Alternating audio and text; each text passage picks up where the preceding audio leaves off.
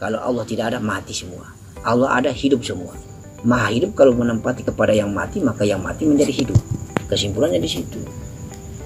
Tertariklah saya membaca buku karangan Syekh Abdul Qadir Al-Jilani, karangan Kanjeng Sunan Kalijogo, karangan Imam Ghazali. Tertariklah buku kitab-kitab itu saya baca. Itulah menjadi kajian-kajian mengenal diri. Awal muawal jasad ini tercipta. Ternyata dalam ilmu biologi betul, dari setetes mani, saripati tanah, zat gizi makanan, spermatozoid bercampur dengan sel ovum telur perempuan, masuk ke dalam rahim istri. Dia berbibit, berubah menjadi darah, daging, tulang dan kulit. Digambarkan oleh Allah jasad yang utuh, telinga seperti huruf dal, hidung seperti huruf alif. Asma-asma Allah itu dilukiskan, tetapi belum hidup, raga itu masih kosong. Datang elemen berikut ciptaan Allah yang bernama ruh, hiduplah dia. Maka dia menggerakkan raga ini seperti robot, diremoti oleh ruh. Lalu yang meremoti ruh siapa? Allah sendiri. Kedekatan antara ruh dengan Allah hanya Allah yang tahu. Lalu Allah bilang, kalau orang bertanya engkau tentang ruh wahai Muhammad, katakanlah ruh itu urusanku, kecuali aku berikan engkau ilmu hanya sedikit.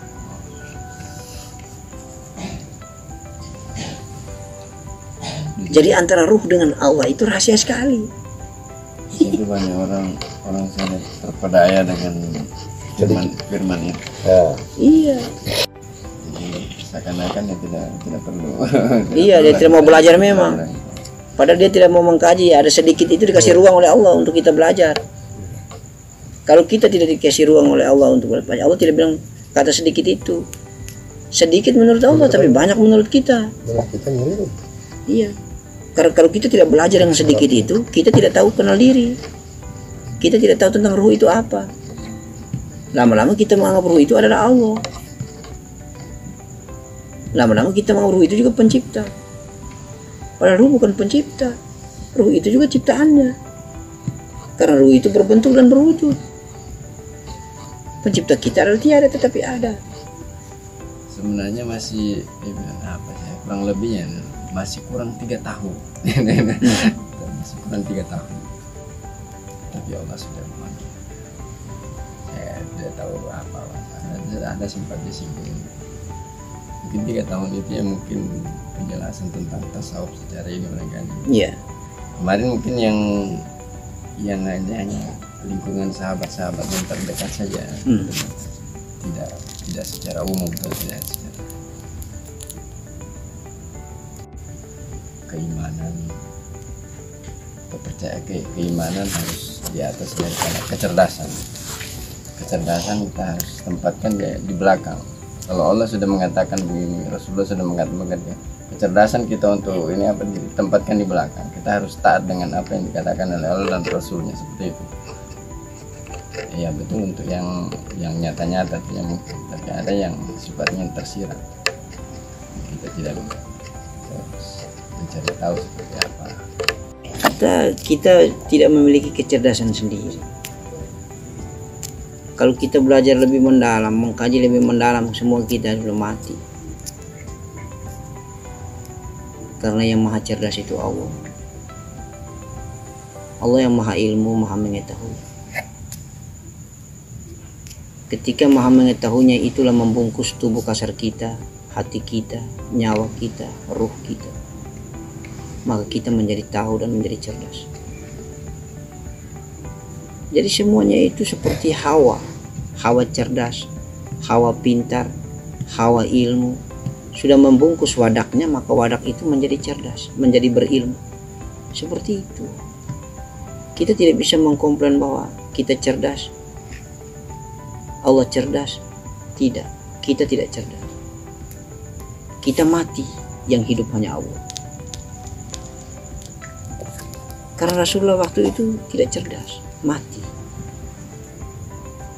Karena Allah maha ilmu, maha cerdas datang, membungkus dirinya, insya Allah dia menjadi cerdas. Lalu bisa menghafal, lalu menyusun 6.666 ayat, dahsyat. Kecerdasan bukan sumber dari pendidikan, sumber laduni dari Allah Subhanahu wa Ta'ala. Wadak Rasulullah waktu itu buta, umi, buta huruf. Ya kita pun demikian. Karena Allah memiliki sifat semua. Asmaul Husna itu semua Allah punya, kita tidak punya, kita ini hanya wadak.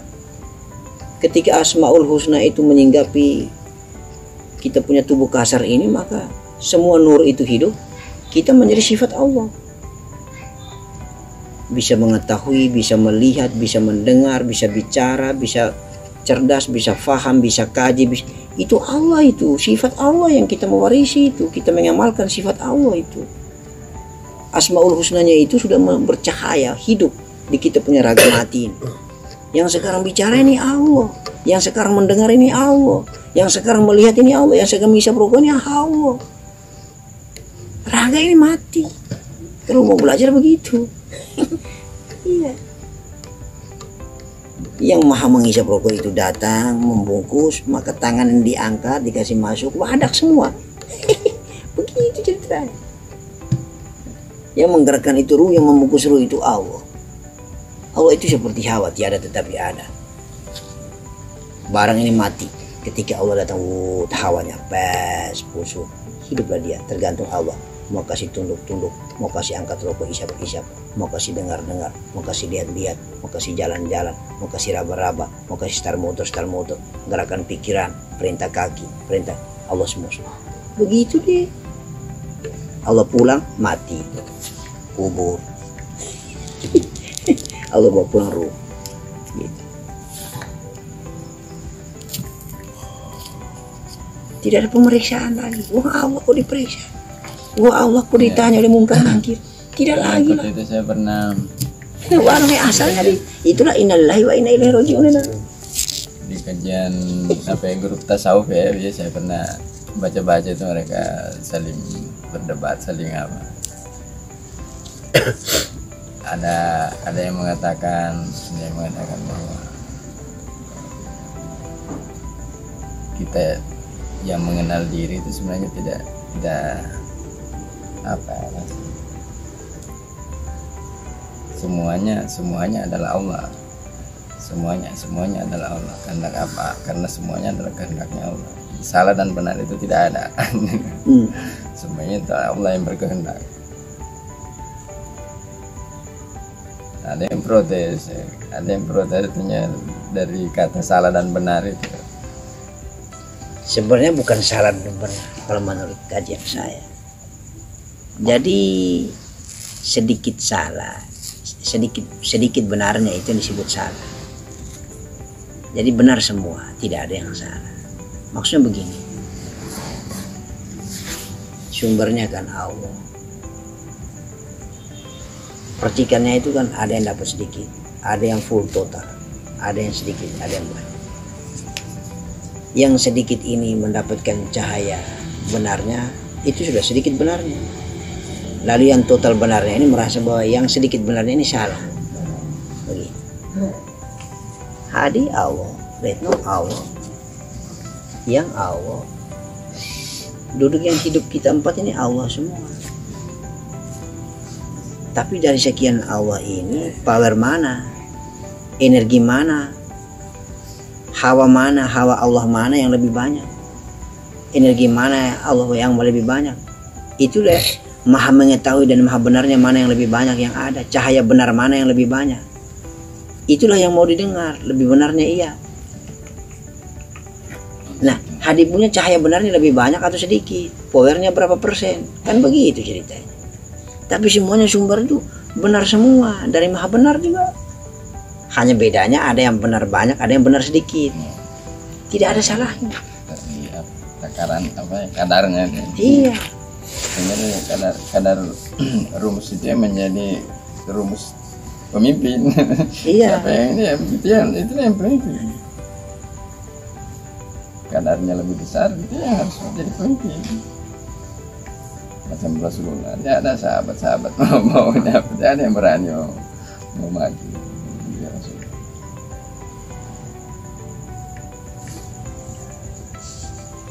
Sekarang kan elemen cuma 3. Manusia itu dalam profil yang satu. Begitu. Allah menciptakan wadak mati yang bernama akal, ditempatkan di kepala. Allah menciptakan wadak mati yang bernama kolbi, ditempatkan di dada di tengah. Allah yang menciptakan wadak mati yang bernama nafsu berada di perut. 3 wadak mati. Akal di kepala, hati di dada, kemudian nafsu di perut. Akal, hati, nafsu. 3 wadak ini dimiliki oleh semua makhluk. Yang bernama makhluk manusia sempurna, dia punya akal, dia punya hati, dia punya nafsu. Malaikat dikasih hanya hati saja, akal tidak ada, nafsu tidak ada. Jin dikasih kolbi dengan nafsu, akal tidak ada. Nah, 3 golongan makhluk ciptaan Allah ini yang menjadi persaingan dan perjalanan mereka, ketaatan mereka diuji oleh Allah, ya kan? Nah, 3 wadak mati ini, pertanyaannya, apakah 3 ini Allah ada? Apakah Allah hanya ada di akal? Apakah Allah hanya ada di hati? Apakah Allah hanya ada di nafsu? Ataukah Allah itu tidak ada di nafsu? Kalau kita katakan Allah ada di nafsu, kenapa orang bermaksiat? Ya. Berarti Allah bermaksiat dong. Ya. Begitu. Apa yang terjadi itu dikatakan itu berarti Allah juga bermaksiat. Sekarang jalan keluarnya bagaimana?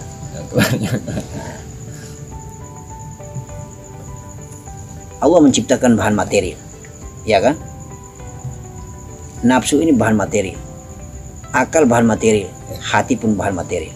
Bahan material itu adalah raga, sumbernya dari setetes mani. Setelah dia berwujud menjadi raga, Allah hilang. Matilah raga ini, menjadi raga mati. Paham ya? Menjadi wadak mati. Kemudian ilham ataupun hidayah atau hawanya Allah, Gusti Allah ini datang dalam keadaan bagi-bagi porsi. Allah full di nafsunya, maka nafsunya menjadi mutmainnah. Maksiatnya hampir tidak ada. Perbuatan selalu baik. Allah masuk di nur fuadi, di akalnya kalau full, insya Allah dia menjadi pemikir yang ulung di dalam jalan kebenaran. Allah full di hatinya, maka sempurnalah hatinya. Kalau ketiga-tiganya sempurna dengan full dan total 100%, 100%, 100% Allah, hatinya Allah, akalnya Allah, nafsunya Allah, maka dia terkategori dengan maksum, lepas dari kesalahan dan dosa. Al-Anbiya, para nabi. Ya kan? Faham ya? Nah. Tapi kalau energi Allah, hawa Allah, nur Allah, apapun adanya, Allah maha mengetahui, maha baik, maha benar, maha sopan, maha yang baik-baik itu sedikit sekali ada di nafsu, raga, maka begitulah. Sendiri jawab. Bukan kemaksiatan Allah. Begitu. Bukan kemaksiatan Allah.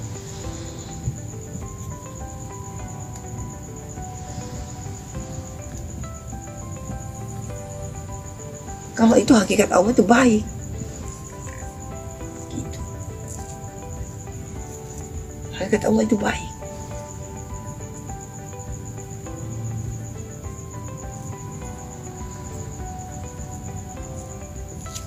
Jadi sebenarnya tidak ada kemaksiatan. Hakikatnya tidak ada kemaksiatan. Hakikatnya halal semua.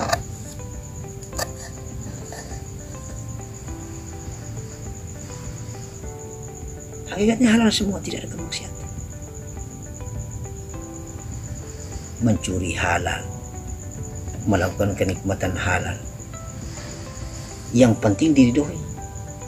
Kalau tidak diridhoi, itulah melanggar aturan. Itulah kategori dosa. Pertanyaannya, di alam sebelah apakah ada dosa? Apakah ada pahala? Benarkah ada neraka? Benarkah ada surga? Ini kalau mau belajar lebih tinggi lagi. Gitu.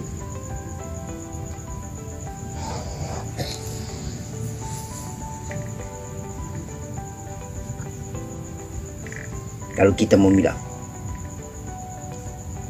kemaksiatan itu berdosa, misalnya saja, Lalu yang menggerakkan sampai dengan kita bernafsu siapa?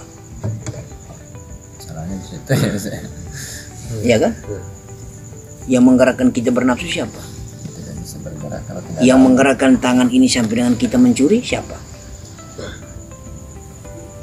Sehingga kalau orang belajar sederhana tetapi langsung menangkap dia punya kesimpulan akhir, dia pasti akan mengatakan bahwa tasawuf membatalkan segala syariat.